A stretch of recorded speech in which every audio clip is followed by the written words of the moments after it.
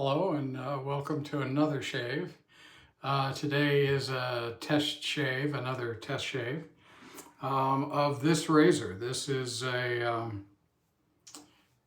Henckels, one of the carbon steel Henckels. It's 4/8.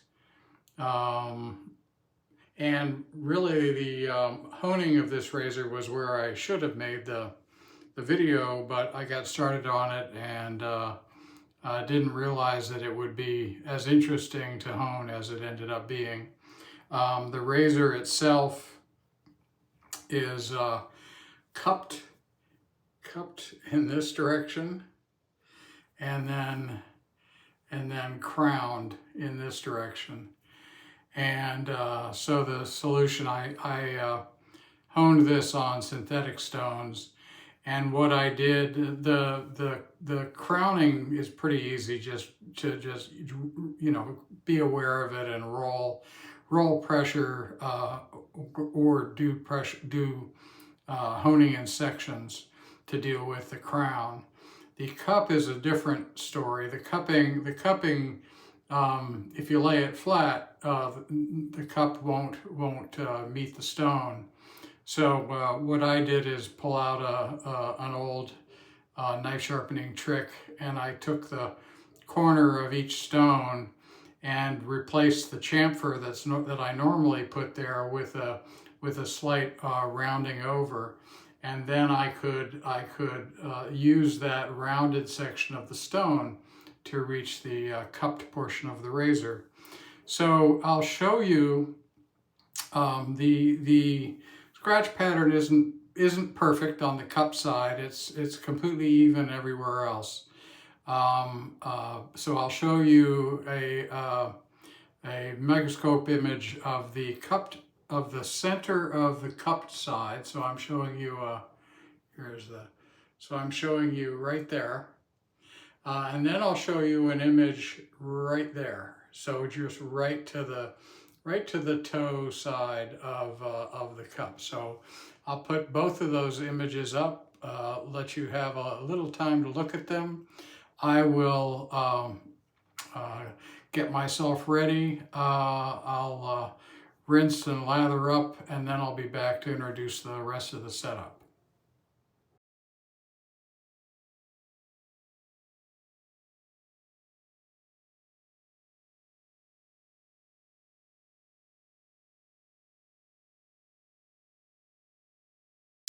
Okay, all lathered up. Today I'm using Indigo from House of Mammoth. This is my favorite House of Mammoth scent. It's known for having blueberry as a top note, and then and you'll see a theme in this. Some of the other notes in here are rum, oud, and vetiver, and I think there's more. This is a wonderful moody scent. Used to be called Mood Indigo, in fact, after the Duke Ellington jazz tune. But only old people know this, right? So I don't know why Ben at House of Mammoth changed the name, but I assume there were some rights issues or naming issues. It's a well-used phrase. Okay, the brush. The brush is a Wald synthetic. The purple colorway is called Haunter, I'm pretty sure. The Wald brushes are incredible. They're expensive, but they're incredible. By far the best synthetic brush that I have, and I have several of them. Several of the Walds. Okay, let's get going on this shave test. Here we have the Henckels.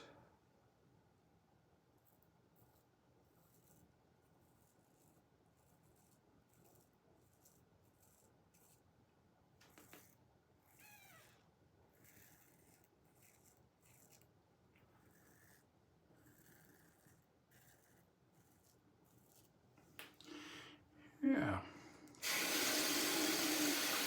Pretty good. got the boom shakalaka problem with this lather.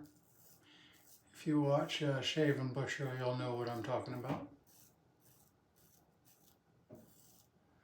If you don't, well, you should watch Shave and Butcher.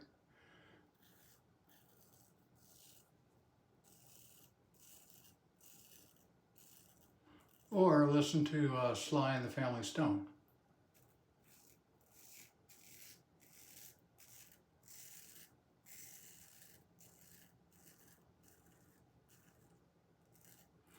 Yeah, it feels good.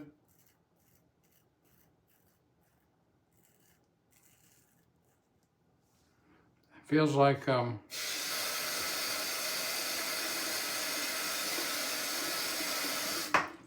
these little 5/8 and smaller razors are excellent for getting into places that you don't normally get to. This one I think is on the, this feels very stiff.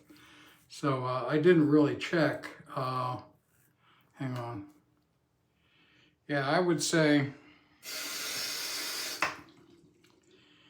this is a half hollow. Yeah, there you go. You can take a look for yourself. Here, I'll blank my face out. Probably better for the whole video anyway. I'd say that's in the half hollow range. It feels very stiff in use.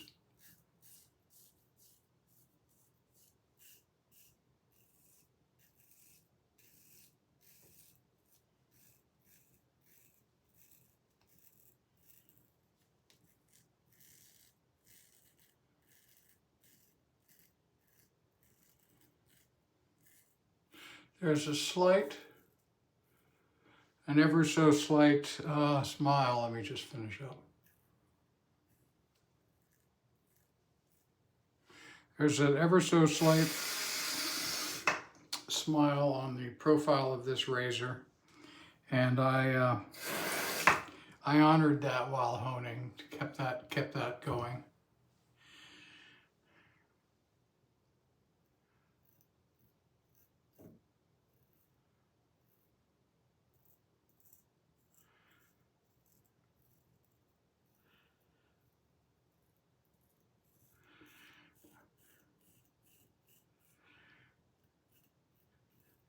I guess this, I didn't measure it.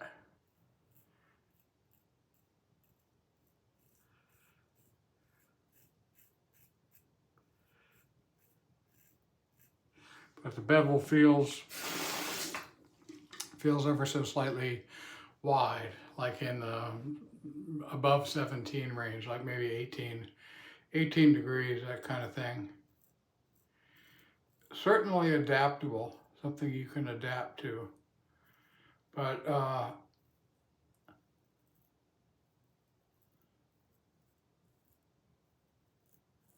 and that seems to happen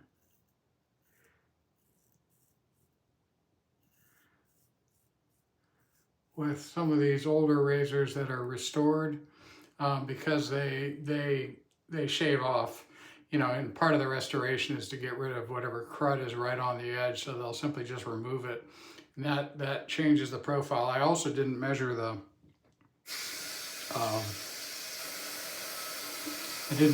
height of the grind.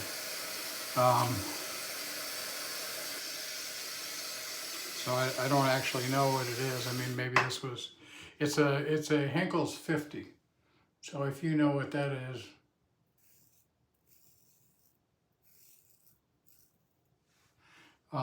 yeah, if you know what that is, let me know what the grind should be.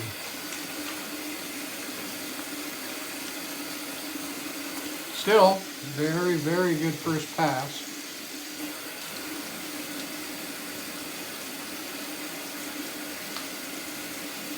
So,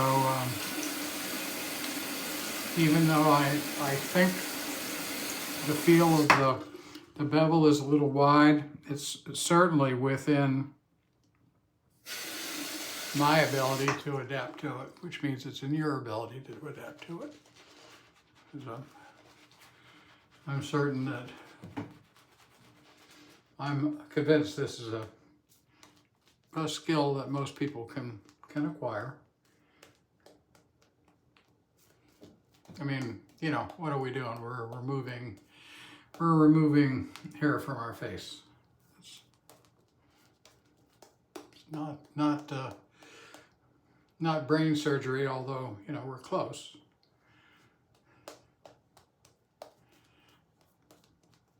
Okay, I want this super slick, super thin.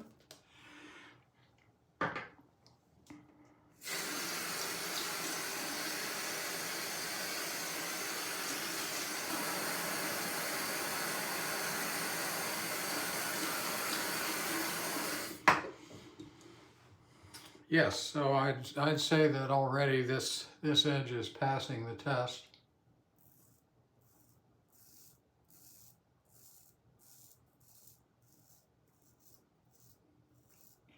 I have a Boker razor, again, not mine. This is not mine. That I have in for honing. It's a new razor, and I almost honed it today and did the shave test alongside this one. But dealing with the, you know, I didn't think this razor was going to have the anomaly that it does, the, you know, the crowning and cupping business. So once I dealt with that, I decided it'd probably be best to do a full shave with this razor just to make sure that I didn't screw something up.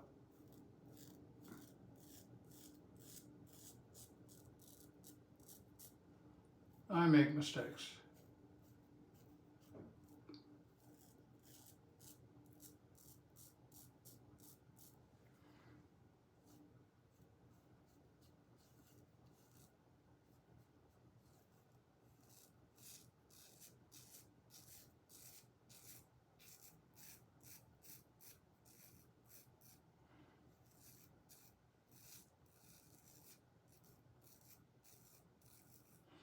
This went through, the progression that this razor went through was, again, synthetic 2K to get there wasn't any major shaping that needed to get done, but I wanted to make sure I could figure out how to get to all of the areas on the edge. So I actually started at 4K and then decided to really establish my own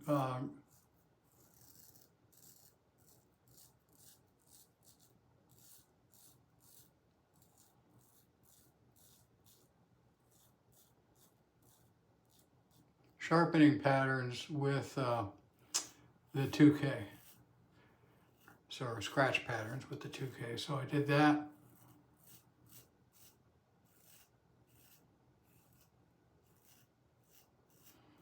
And I went to 4K, 8K, 12K, and then I stropped on linen and then leather. So you've seen me do that a number of times. And I knew I was going to do that because I have, with something where I know I have to adjust for anomalies in the razor geometry. I'm much more comfortable doing that with synthetics because I can really control the amount of abrasion better with synthetics than with natural stones. And part of that is that, again, my knife sharpening experience is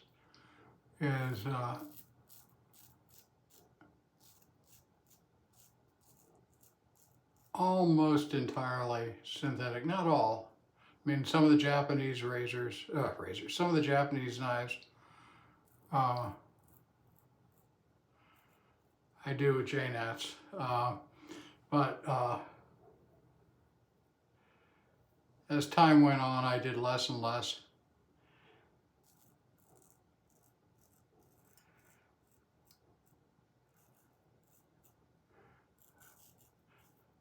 because with an engineered abrasive, you have so much control over the different steps that you want to take.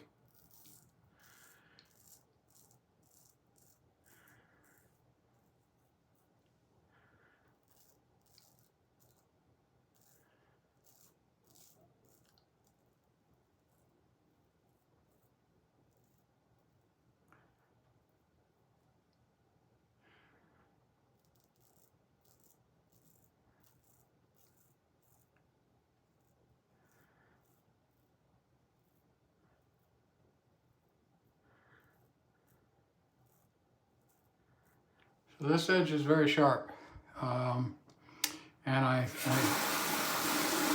think that I'm going to do some additional stropping of it to round it slightly to make it more comfortable. Okay. Oh, I've got other stuff to do here. Hang on, I'm going to pause and I'll be right back.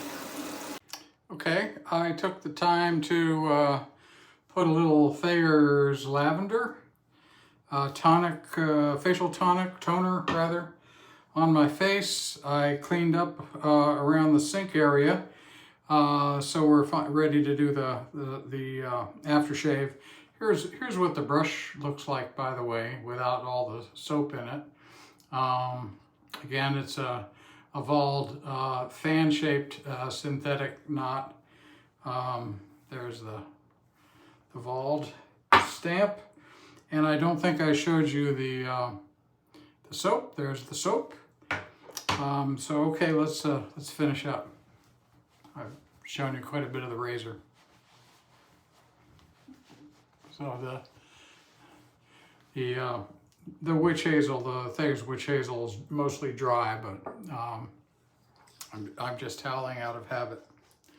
I'm going to be using, for aftershave, I'm going to be using the Indigo aftershave from House of Mammoth. We'll see how that hits. It was a very close shave, so that's why I think I like a razor that's really, really sharp, but not everybody does. So this has amazing scent. Definitely get the off the splash, which is more detailed. Definitely getting the blueberry. Definitely getting the rum. Always got to have rum. But I think there's some vetiver. I think I mentioned that before. There's vetiver. Maybe some oud. You can check the scent notes. Of course, I didn't prepare. I just grabbed the soap and splash. But I remember, I'm pretty sure I remember the blueberry and the vetiver and the rum from reading about the scent notes. Anyway, that's it. I've kept you long enough. Thank you if you've joined me and followed all the way through. Really appreciate the discussion on these videos that occurs in the comments. I try to read them and respond promptly. So keep it up. Thank you again for watching, and I'll see you in the next one. Bye.